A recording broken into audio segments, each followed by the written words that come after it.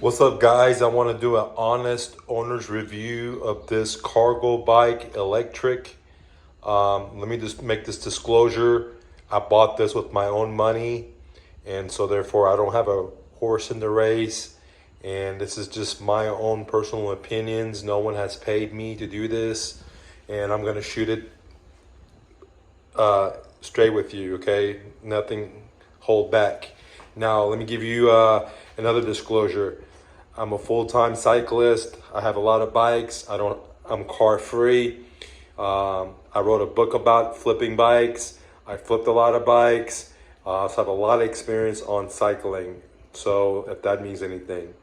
Now, I bought this bike for $500, and at the end of the video, I'll show you how you can do it too. But this is a $1,600, $1,700 bike. And with all the accessories, I added another $500 on the bike because I bought the accessories separate. I only paid $500 for the bike itself. But then what I mean is like that the bags, the pedals, these things, you can see I've done a lot of upgrades on it, okay? Now, before I go into the bike, I want to let you know that this is my third electrical bike. I bought a Track Damani HP. Support was decent, not the best. The bike itself was trash. Then I bought a Gazelle Ultimate 380. Stay away from Gazelle. Gazelle is horrible on their warranty. I ended up paying more than the bike in repair fees out of my own pocket. So don't do that. But I want to talk about this company. They've been truly fabulous and great to me. Again, I bought this with my own money. They're not paying me to say this. I don't even have a relationship with anyone there. But this is an honest truth from someone that's already put 2,000 miles on this bike. The company itself has been excellent. So it brings me to the first thing. When you want to buy an electrical bike, a lot of us are thinking about, well, I want to go with, the biggest company out there. But the biggest company may not provide you a great support. So one of the most important things when it comes to an electrical bike versus an analog bike, a digital bike, digital bikes, you're going to need a great company that stands behind their work. Not a lot of companies are going to stand behind their work. And that's what I've realized. Even if you get a $7,500 e-bike from Track, they're not going to stand behind it. Or if you get a Gazelle, okay? Now, this company, they have blew me away on the level of support that they have provided me. It just blows me away. And I've been shocked that I pay so little for this bike and the level of support that I got.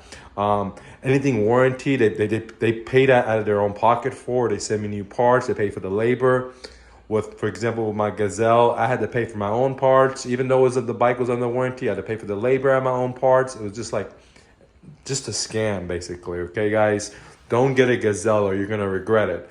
But the very first thing I want to talk about is a company. When you buy an electrical bike, means a lot. So if the company has horrible service, it doesn't matter. It can be big or small. It's very important that you understand the warranty process because these things will break down on you. Okay. Now, so this company on a scale of 1 to 10, they've been a 10 to me. Every time I had a problem, they fixed it.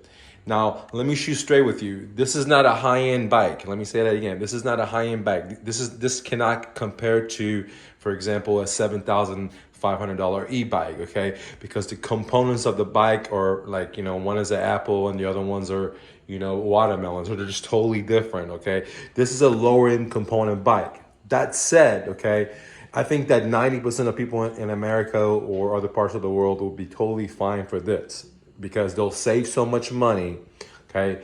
And they're not gonna be able to tell a difference, okay, between this and the high end. Like the high end, you'll have high components, but only if you're a full-time cyclist, okay? Like if you're gonna do this every day and this is your car, yes, then it makes more sense to get high-end components. But for the average person that's just going to be, sitting in their garage or, just an RVer or just a part-timer, then absolutely, I would not recommend buying a high-end bike, okay? Because I've done that multiple times and I've been only disappointed, okay? So that said, this is still a great bike for, I would say, 90% of the population out there. If you're an old retiree or if you're someone that just wants to take your kids on the weekend, Okay, this is perfect. Now, who is this bike not for? This bike is not for someone that's, there's a pro bicyclist and they want the finest specs known to man, and they want the bike to be super light, and because this bike is not light and it doesn't have the super duper specs you're looking for. Trust me, I had those things too, but I can tell you, sometimes those things are a bunch of headaches. So this bike, talking about the weight, it is heavy, right? But at the same time, it's meant to be heavy because I'm able to carry both of my kids. I've even been able to tow 2 different bicycles on this, like one bicycle in that pannier, one bicycle in this pannier. I do all my grocery shoppings with it. I fill it up for the whole week or sometimes 2 weeks, all in here, and there's still plenty of room in there. I even done grocery shopping for a family of 4. Okay, so this is a great bike for someone that wants to, take their family out, someone that wants to use this as a cargo bike where you actually put it to work. It's a great work bike, you know what I mean? It's like having an F-150. I think everyone that's serious by cycling and they live the cycle life, they should have one of these for their shoppings. For example, I bought a furniture, I hauled it on this. Okay, so it's a great bike for a second bike. It's a great bike for 90% of the population, but it's not a great bike for someone that wants the top specs, all right? Because this is not. It's using a lot of old technology. One of the for example, most new bikes don't have these types of stuff if you want to take the tire off. So you're gonna have to buy special tools. Is that a big deal? It's a little inconvenient. It's a little bigger, a little heavier, a little more work. But again, you're saving so much money versus, for example, going with the newest specs. Okay. Now let's go ahead and talk about some of the add-ons that I put on here. You can see I've already I replaced this, but I already put 2,000 miles on this bike and it's already gone down. Okay. So you can tell I rode a lot of miles on it. I replaced this. This is very, very good. I did put a bell. I did put a light on here because there's a light in the front, but I also like for this thing to be blinking, just the extra. I bought their phone carrier. Definitely needed a cup holder. One of the problems I think with this bike is it doesn't have cup holders, okay? Because if you put this stuff on here, then you won't have any cup holders. Now, another thing that I did for having an extra cup holder is that I added this thing on here on the fork, and I can leave my cup on there, okay, which is not bad. All right. Now the accessories, I did add this. I bought this from them. It does come with 2 batteries, which is amazing. I've gotten like over 100 miles on it on level 2 with pedaling. I had to pedal, but 100 miles for very, very affordable bike. I've loaded this thing out with a lot of different weights on it and it worked perfectly. I did change out the pedals. I didn't like the pedals. The pedals definitely hurt my feet and hurt my knees, so I changed that out. So would I recommend this bike? Absolutely. The company themselves are truly amazing. That they blew me away. They made me change my attitude when I start buying bikes. Now when I start buying a new bike, the very first thing I look for is what kind of company is this? Is this a company that's gonna honor their work and honor their word, or is this a company that's just giving me some flashy warranty just to make a sell? Because believe it or not, a lot of companies are just saying something, and the only way to get your warranty is by taking them to court. If you don't take them to court, they're not gonna honor it, and that's kind of crappy. But if you're buying a brand new bike, let's say you spend $5,000 and something goes wrong with it, you think, well, they're going to pay for the labor, they're going to pay for the parts, and a lot of times they won't even pay for the parts or the labor, or they'll just pay for the parts, and you'll be stuck with the labor, which will be as much as the parts, if not more. So it's just crappy. So it's very important to find a company that actually is going to stick behind the product, and I think this company has done it. So I think that they brought a mediocre product, okay, but it's tailored to 90% of the population, but they have amazing work. Now, when I say mediocre, I'm comparing it to, for example, a $7,000 bike, right? Where this is a $2,000 bike. So if you look at that, then yeah, it is mediocre. Now, the bike itself, I haven't had a whole lot of problems with it, but when I did, they did fix it. For example, I was having some errors with it, and I called the company and they replaced this for me, and then I didn't have to pay anything out of pocket or the labor. They did it all for me. That was great. When one of my tire went out, I called them. They sent me a new tire totally for free. I mean, just they've gone above and beyond Call of Duty, dude. They've even given me parts that should not even be part of like wear and tear. Like they give me a new chain. It's part of wear and tear. They just give it to me, dude. It blew me away. Honestly, God, guys, because I've done a lot of different bike companies, and like I said, I have a lot of bikes. And man, this company just blows me away. So they don't have a top of the line bike. They have an affordable economic bike, like for example, like let's say a Honda or a Toyota level, right?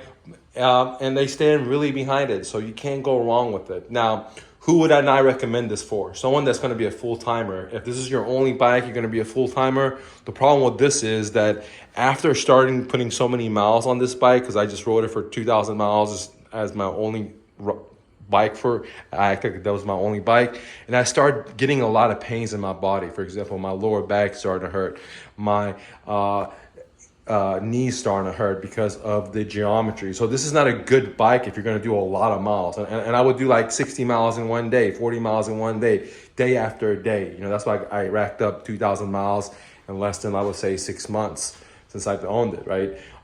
So if you're gonna do a lot of miles, it's not good because this is a one size fits all type of bike, and the geometry is not really good for you. So if someone that has a kinesiology degree that understands the biomechanics of the body, this is why I have these aches, because I've tried to adjust it so many different ways, but because it's a one size fits all, it's not perfect. So this is something that I would say something is good for. Maybe you can do, I've done 100 miles on this bike, right? And your body be okay with it. But if you do that day after day and you put 2,000 miles on it without a brake, yeah, you're going to start hurting, because the bike does not physically fit.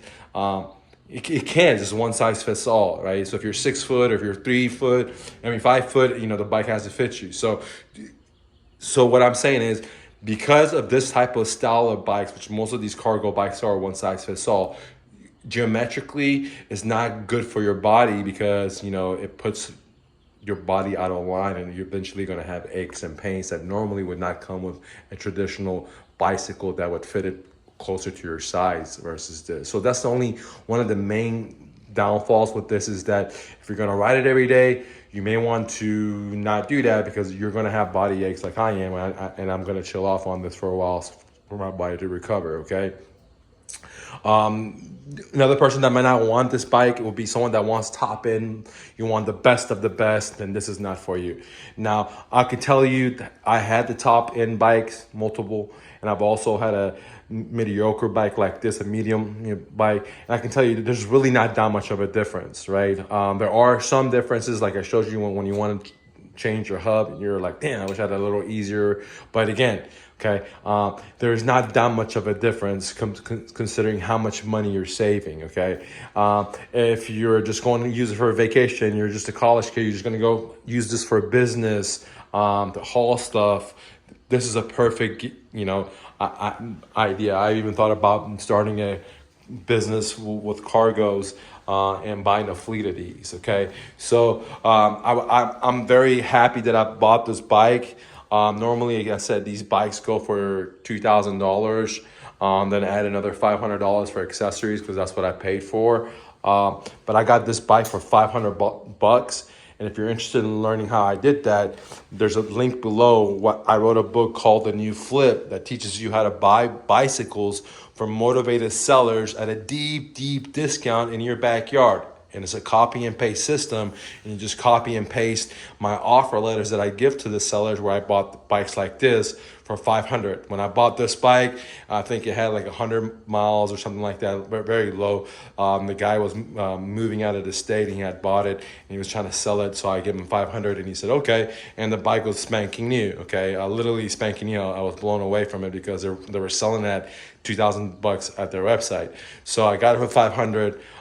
Even though I was the second owner, the company still accepted all the warranty work, which also is another reason what blew me away. Okay, so that said, if you like this review, leave a comment. If you have any questions or anything about this bike, I'd be happy to help you. Leave a comment, like, any questions. If you want to learn how to flip bikes and make money, or buy your own personal bike at a deep discount, there's a link below. It's called The New Flip. When you get the course, it's a copy and paste. There's a video training on how to find bikes in your local backyard, just like I did, for $100 to $500. Bikes are worth thousands of dollars, spanking new. Thank you for watching. Thank you for clicking the like button. Would I recommend this bike to someone? Absolutely. What I would do is also change the seat. I bought a new Brooks seat that I'm going to put on there.